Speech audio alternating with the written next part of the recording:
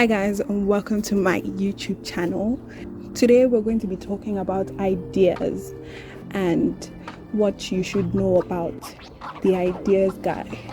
At some point, we've all come across an idea guy. These kind of people are always brimming with innovations and their creativity knows no bounds. It is honestly a joy to be around them or to have them on your team, because the way they think is just truly mesmerizing, for lack of a better word. The Urban Dictionary defines the idea guy as a man or woman who can look at a situation or need from outside the box and come up with an idea or multiple ideas to help placate that situation or need. These are people who are willing to take more than one or the traditional approach to solving something and can instead offer more than one suggestion. I personally don't think there's a problem with being an idea guy. I just think they have a bad rep for some reason, which we're going to talk about later in the video. But there are a few things that every one of us should learn from the ideas guy. The first thing that I think we should learn from the idea guy is that he or she's a great storyteller. They have this ability to take out unique experiences from the mundane. The idea guy will go through a normal day and he will pull out unique experiences from that day and turn them into refreshing ideas. Another thing that I think we should learn from the ideas guy is that he's lazy in a good way.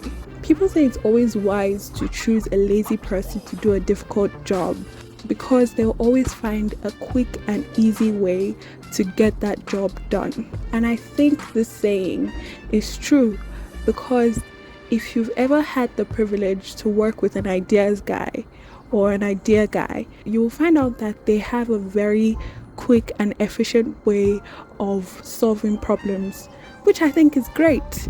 We all know that person that will stand over your shoulder while you're trying to get something done.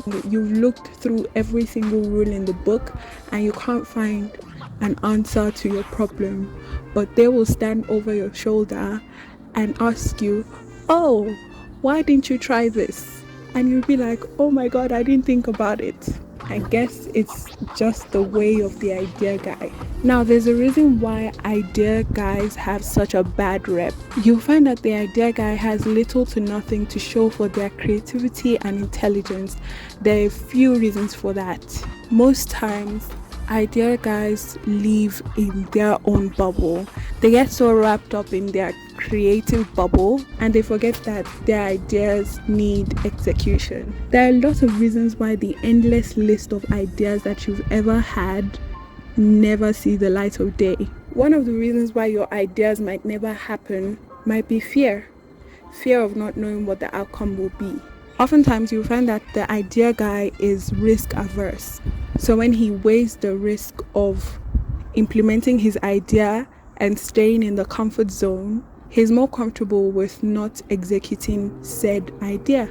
Other reasons may be fear of what others may think, inconsistency, or just the fact that the idea that you have is a bad idea. I once thought about this idea of opening a coffee shop / boutique / thrift store / vibey space in a certain location, and the idea was so exciting to me. I was so excited about that idea.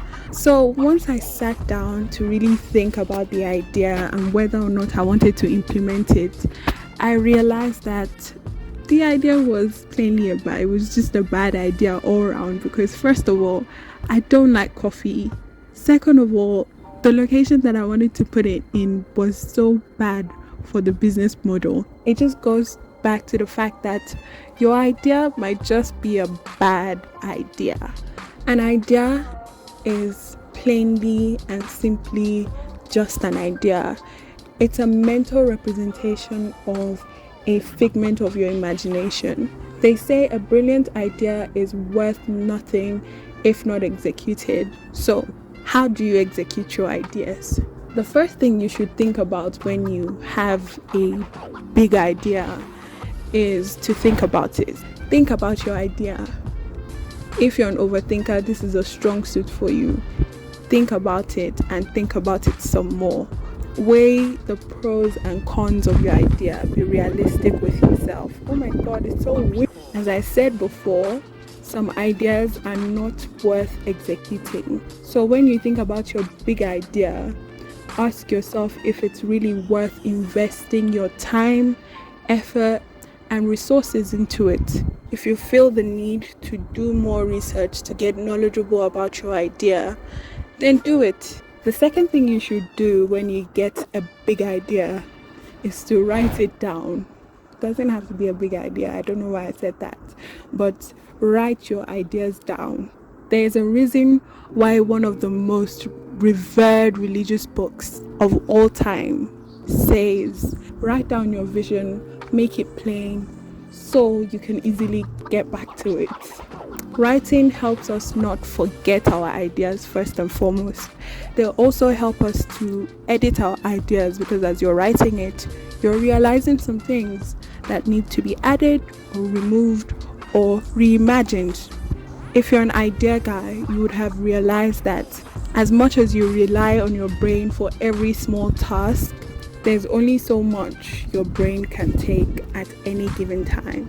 So help your brain focus better by writing your ideas. The third tip to executing your idea is to start small. It's very easy for us to get caught up in our excitement and just want to devote our time, attention, and resources into our next big idea. As time goes on, your initial excitement dies down and you have yet another task that you started and you did not finish. So what am I saying?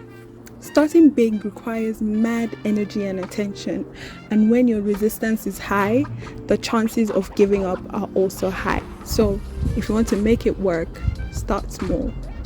Divide your idea into small actionable steps to build momentum and also to prevent being overwhelmed and giving up at the end of the day.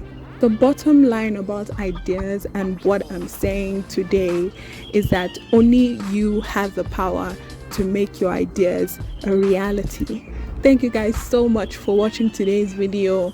I feel like this video was for me because I would go as far as to call myself an idea guy because most of my ideas don't get implemented. But if you liked today's video, make sure to like, comment, subscribe, and I'll see you when I see you. Someone's child is crying on the streets. Someone's child is crying on the flipping street.